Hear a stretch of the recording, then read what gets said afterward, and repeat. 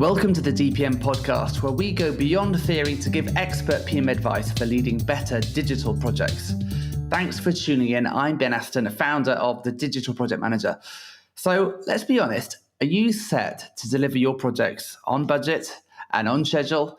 Are you set to deliver the scope that you promised to? Are you not sure? Well, how do you know and how do you do it? And that's really what today's podcast is all about. Project controls, they're really just the lines that we draw around our projects to help us know the parameters of the project, where we should be coloring in, and help us know when we're coloring outside of those lines on our project. This episode is sponsored by the resource scheduling tool used by teams at companies like Apple, Ogilvy, Deloitte, and Publicis. Now, DPM listeners can get 20% off for the lifetime of their accounts with the coupon code DPM2018. Learn more at resourceguru.io/DPM. Today, I'm talking to Maik Stettner, and Mike is a newly appointed development director for EA Games, formerly at FCV, and he manages the team there. He's also one of our resident DPM experts at the Digital Project Manager School. And when you're managing a team of PMs, really one thing that you get very passionate about is project controls. And Mike's got plenty of experience of that. You really want your team to be delivering on budget. You really want your team to be, hitting those timelines, those milestones. Otherwise, things start unraveling and you have to get involved. So today we're going to talk about how we can manage our projects better and the controls that we can put in place. So firstly, we know that we're on track. And secondly, it really just gives us some options for when we start heading off track. So I hope that sounds good. Mike, hello and welcome to the show. Hey, Ben, thanks for having me.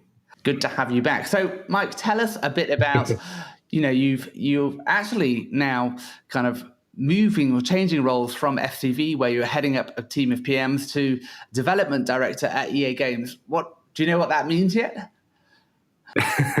Well, I'm going to find out very soon.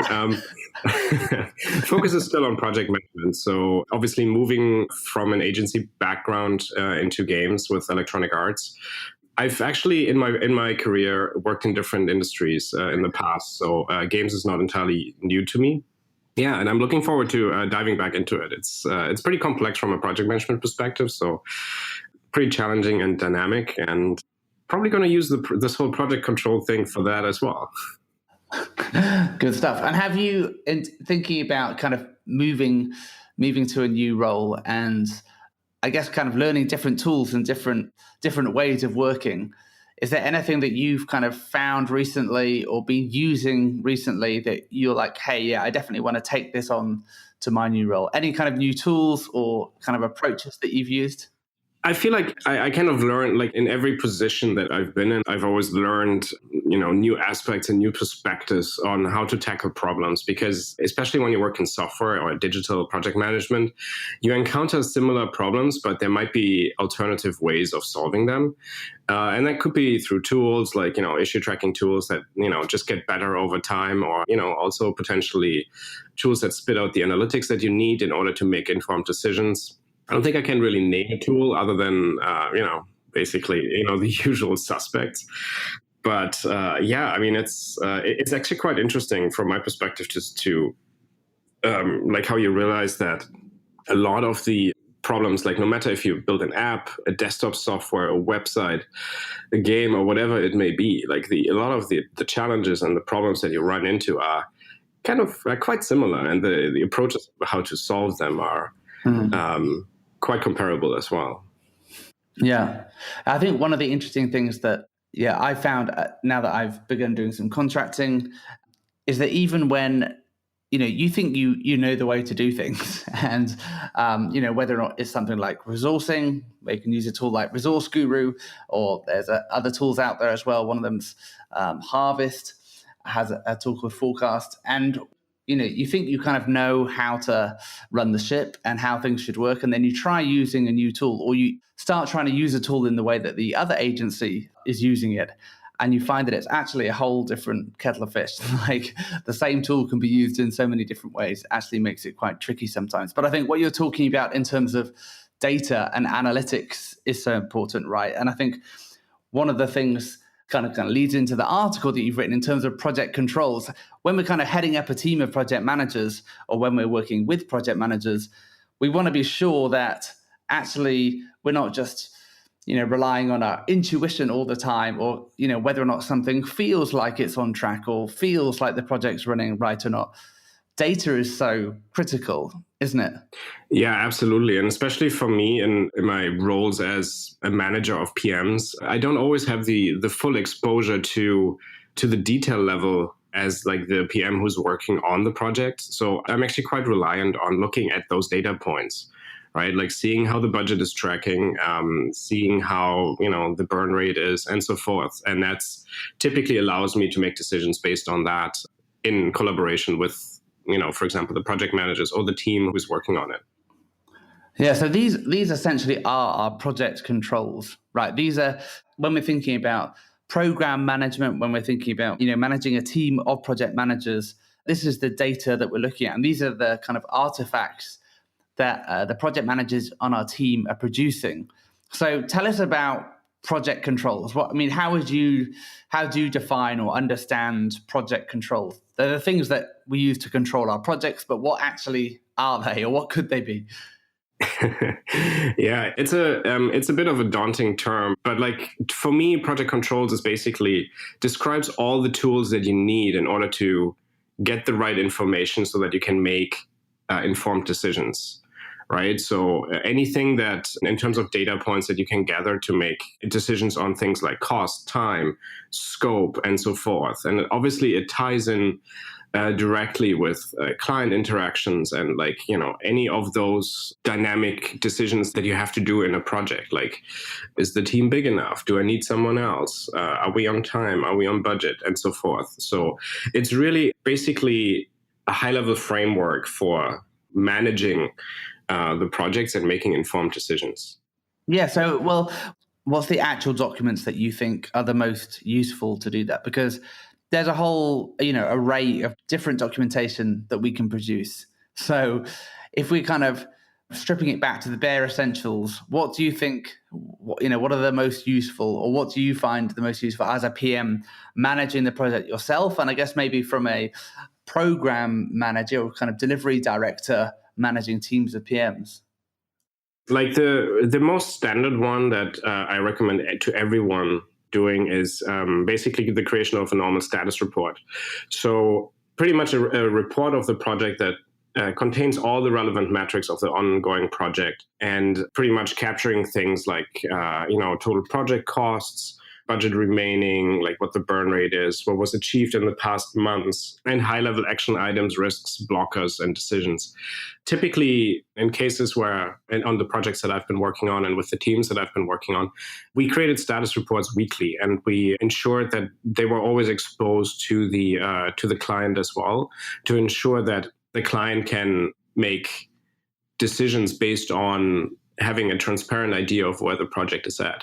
So it's a very, very essential and easy tool for the project manager as well to pretty much self-control too. For example, at the beginning of the week, creating a status report, checking in how the metrics are doing, like how's the budget going, where are we in the timeline, and just from a high level, pulling that together, running it past the client. So for example, scheduling recurring meetings that often don't need to be longer than half an hour, but like act as a regular check-in and help establish a relationship with the client.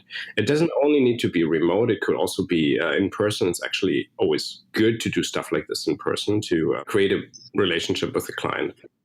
Basically creating this level of trust and transparency so that opportunities, but also issues and blockers are discussed in those regular meetings. Yeah. So you create the documentation and then you try and have these kind of regular check-ins with the client. In these kind of status meetings, we produce the status reports. But what else are you kind of sharing? So it's one thing, I guess, to kind of internally try to control the project ourselves, but it's another, sharing that data with the client. So apart from status reports, what else are the kind of the fundamentals for you in kind of managing and controlling the projects with the client? one essential tool to keep the overall control over a project is, in my view, also a change request, or like basically the change request process, and with that change request forms. So basically, any time that the defined scope veers off, you have to end up, for example, putting in additional effort, or the project team has to pivot in order to accommodate client expectations. It should be documented. And oftentimes in projects, like change request is like the forbidden term, and you're kind of a little worried to use it, and because you're afraid that the client gets upset. But it's actually a fairly normal thing to do. And like change requests don't necessarily need to have any impact. Just for the sake of documenting it, and it's still within budget, it might not have any timing implications, but it is definitely a good idea to still document it, and to get the client used to the fact that there is such a thing as a change request process. Because if there is a decision made at some point in the project that will have a budget impact, it is good to do that thoroughly, and to document that, and have everyone sign off on a change request like this.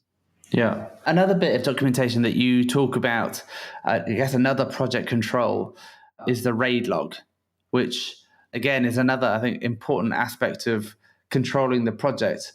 But if you were really just to choose, one piece of documentation to control the project, what would be the thing that you would use to do that?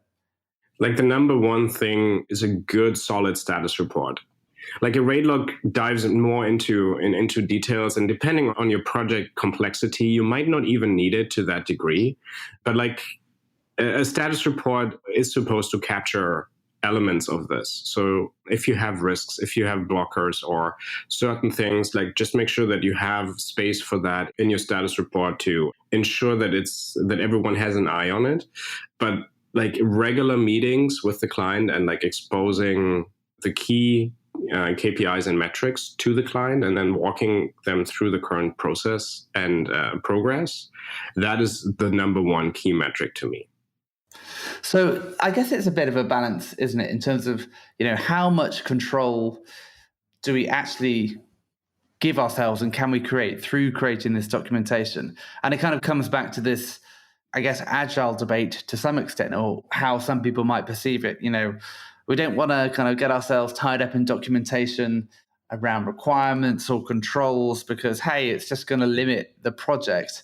But how do you kind of strike that balance of, just spending your whole time, monitoring the budget and updating a status report every week and having meetings?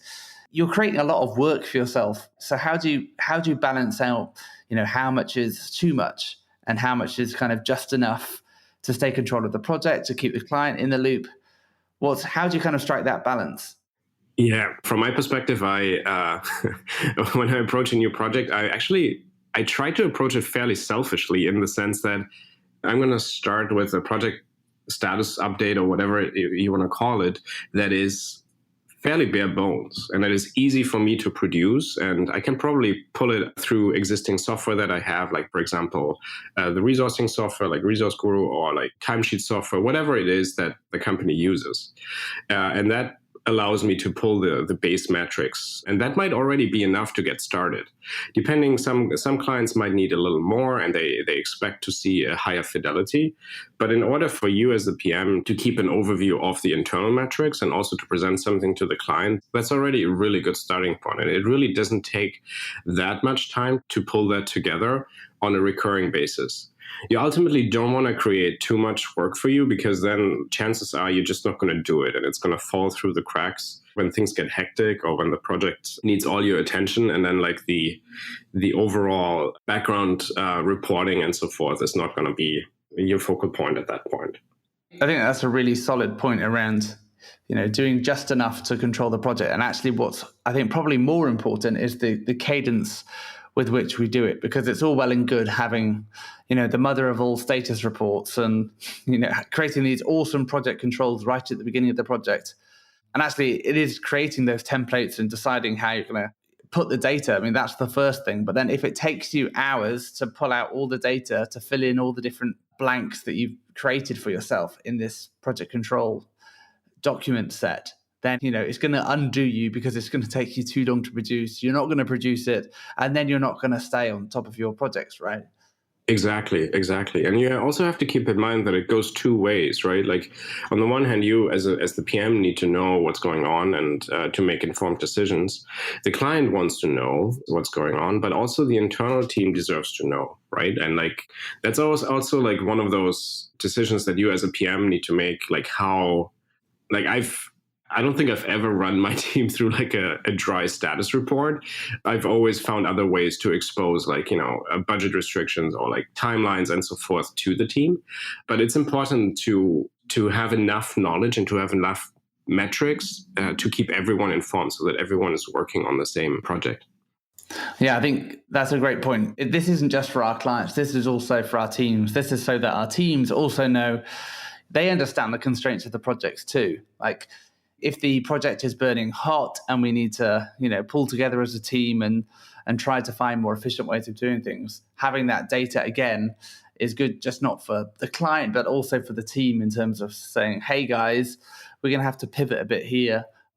Maybe we're not going to be able to finesse things as much as we had hoped we might be able to. So come on, let's pull together and adapt. And I think having the data, like what you're talking about here, having the data, this isn't just you being a pain in the ass and you being the project manager, but it's saying, look, guys, this is the status report and it shows we're burning hot. We spent too much time on UX again. We spent too much time on design again. We're not going to have enough budget to QA this properly if we don't, wrap this up. So I think that's really solid.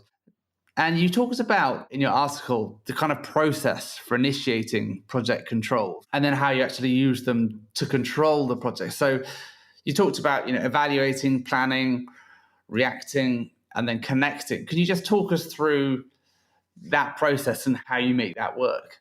Yeah, sure. Like it's, as a PM, you always need to be informed where things are and like, in order to make informed decisions. So these few steps were kind of like, are kind of based on that. So basically you want to start with evaluate. So you got to know where your project is at, like where is it at in the project plan? Like, are you on track to get the anticipated output? And like, are you going to hit your goal? And not only from a, KPI perspective, but like, as a PM, you have to get under the hood. You have to ask questions. You have to understand what your team is doing. Basically become a high-level expert of all those different individuals that you're working with, like, as you mentioned, UX, design, development, QA, so that you can have an opinion if, maybe you can cut corners on a project in certain areas, or maybe you can't. And you can only find that out if you actually dive in and you start talking to people and you understand what you need to do in more detail and more granular level, and then make decisions based on that. And that kind of goes to the second step, which is plan. So as we know, like oftentimes we have to course correct and there's things that need to change, like, timings change, scope changes, and so forth. Basically planning that out and planning next steps with the team based on the knowledge that you have. And like, as a PM, you always get both sides. You get the client side, you have the internal knowledge of the team, and pretty much, coming up with that master plan of bringing this project to the finish line. And based on that, the next step would be react. So implement your changes based on the plan. And that includes like letting the client know, for example, ensuring that the process is changed if it's needed, documentation in like issue tracking systems like Jira, for example, and updating timelines and ensuring that the adjustments are all done. The last step that I mapped out was connect, because as the PM, you are the glue that holds the team together. So everyone needs to know, ideally, what you know from a higher level. So make sure to distribute your knowledge to the team so that everyone gets the full picture, right? Client needs to be in the loop, the team needs to be in the loop, and basically just managing then those changes through so that you can actually deliver on them as well. Avoid slippage. Yeah. What I'm hearing is actually, there's kind of two different parts of this. I think what you've been talking about from a program management perspective is, the data is really important. Those data points give us the ability to kind of assess where the projects are at, and from, very quickly from a high level, give us that ability to control projects in terms of working out, okay, how do we prioritize resources? How do we prioritize projects in order to kind of deliver the projects? And we've got that kind of high level view that the data gives us. But I like what you're talking about in terms of the other aspect of the project controls, which is actually, this isn't just about data. This isn't just about us collecting information. This is about, initiating a conversation and including our teams in this discussion and in this debate about controlling the project, about, discussing the best way to deliver things and having that more agile approach to delivering our projects and adapting as we go and being iterative, rather than just kind of locking things in, letting things, running our status reports, working out we're over budget and kind of leaving it there. I like what you say about, making this a conversation. But for those people, I guess, who've never thought about, producing proper status reports for their clients or for their projects, you obviously just talked through that process. But for you, what's the first step in getting your projects under control? What's the first thing that people, even if they don't get to the point of creating a status report or one of these project controls, what's the first thing that you think PMs should be thinking about when they're thinking about sorting out delivery and controlling projects? Is there any good starting point that you'd recommend? To me, it's really, getting a good picture of all of what you need to do in order to get this delivered, right? Both from a client perspective, and some of this might be very straightforward logistics, but what is the client expectation, right? Are there any drivers? Is there maybe a set date when you need to be done because a campaign is running, or there might be an executive presentation and your contact needs to have it by then. And then also internally, getting a really clear picture of, the team that you need and how it's going to work, at least from a high level, understanding how all those things will come together. With experience and with as a project manager, that will help you gauge already, from a high level, what the plan is going to be and what the rough checkpoints are that you need to have in the process. Ultimately, a status report helps you mainly also keep yourself on track to not forget about those checkpoints. But that's, I think, the key. It's a combination of KPIs, soft skills, and just generally, keeping a level-headed overview of the project and ensuring that you still understand exactly where you are, even when the project is more complicated. And then making informed decisions also for yourself to find the tools that help you make those decisions. Yeah. I like what you're talking about there. Actually, data is nothing unless we can compare it against something. So it's all very well as pulling these status reports. But if we haven't got a project plan to compare them against, then that kind of data is kind of meaningless. So I think I like that point of, make sure you've got a proper plan, then you can measure against it. And I think what I found actually when talking to PMs from other agencies, actually one of the things that seems to be absent a lot of the time is timesheets and tracking exactly how much time is spent on different tasks for a project. So I think although time tracking is one of the most painful things you can ask someone to do, actually implementing time tracking, if you haven't got time tracking in place, making sure that you've got a project plan then enables you to be able to track your time against the project. And that then gives you a bit of control around the project. So I think that's really solid advice. Thank you, Mike. It's been great having you with us today. Great. Thanks, Ben.